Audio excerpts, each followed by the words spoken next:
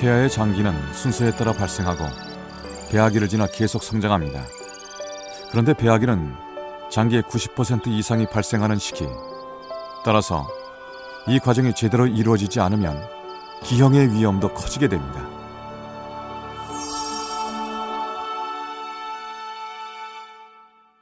이때는 태아가 앞으로 성인이 돼서 필요한 모든 장기들이 순서대로 만들어지는 시기입니다. 그리고 10주가 지나면 태아기에는 배아기 때 만들어지는 장기들이 단순히 발육만 하는 시기가 되죠. 그렇기 때문에 2주에서 10주 이 사이에 장기가 만들어지는 시기에 아기는 특히 나쁜 환경이라든가 독성물질이라든가 약물들, 이러한 나쁜 환경에 노출돼서는 안 되는 이유가 바로 거기에 있는 것입니다. 임신 6주가 되면 장기의 발달 속도도 빨라집니다. 그런데 특이한 것은 태출 속으로 장이 빠져나와 있다는 겁니다. 간이 커다랗게 자리를 잡고 있어서 위와 장이 자랄 공간이 없기 때문이죠. 8주가 되면 장기가 거의 만들어지고 9주부터는 장기가 다시 배 안으로 들어갑니다.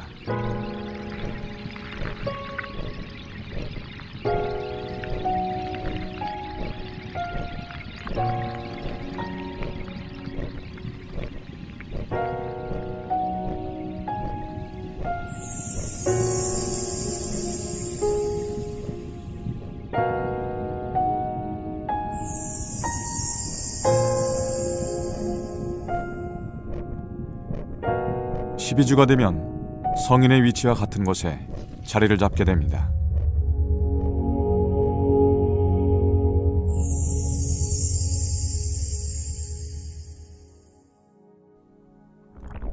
다른 장기와 마찬가지로 얼굴의 발생 시기도 매우 중요합니다.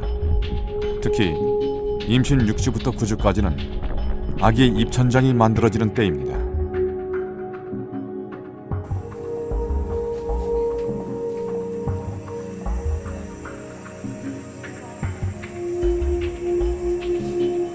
생후 6개월이 된 정우.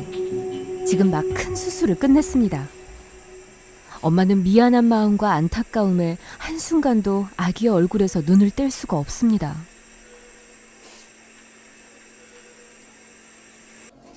가장 크죠. 내가 왜 그랬을까 싶기도 하고, 저는 변명 아닌 변명으로 몰랐다고, 임신 사실을 몰라서 그랬다라고는 말은 하지만 그때는 그 죄책감은 어떻게 없어지지가 않더라고요. 지금까지도. 앞으로도 그럴 것 같고. 안타깝게도 정우는 선천적으로 기형을 갖고 태어났습니다.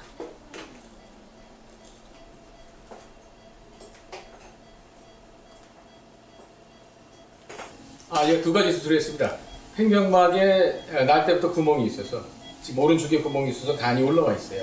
그래서 그거를 바로 잡아줘야 되기 때문에 횡격막 수술을 하나 했고, 또 하나는 위로 수술을 했습니다. 얘가 9개월 때문에 한 1년 동안 못 먹게 돼 있어요. 그래서 튜브로 먹고 있는데, 튜브보다는 우리가 위로 수술을 만들어줘서 위에다 직접 주는 게 훨씬 더 편리합니다. 그래서 그 두 가지 수술을 해준 거죠. 횡격막에 구멍이 뚫려 간이 위로 튀어나오게 되는 횡격막 탈장과 얼굴이 만들어지는 시기에 입술과 입천장을 만드는 조직이 적절히 붙지 못하거나 제대로 유지되지 않고 떨어져 구개열이 생기게 된 겁니다.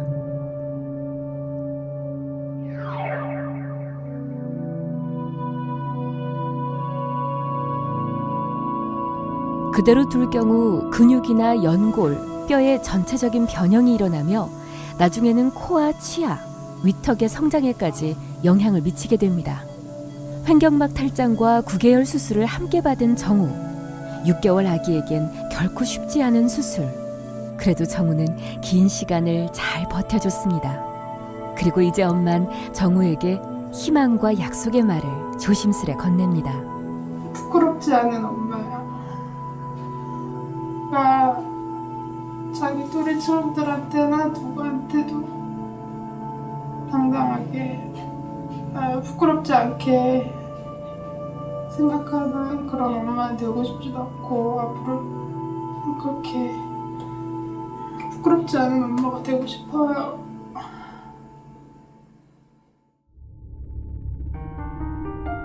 배아기는 기관 형성기라고 합니다. 기형물질에 의한 선천성 기형은 임신 8주까지, 즉 배아기 동안이 가장 위험한 시기입니다.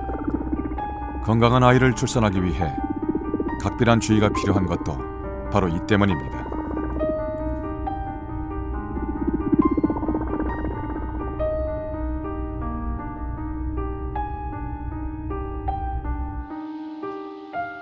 엄마의 자궁 안에서 한 생명이 자라고 있습니다. 이 아이는 임신 8주 된 배아라고 합니다. 실제 배아의 모습인가요?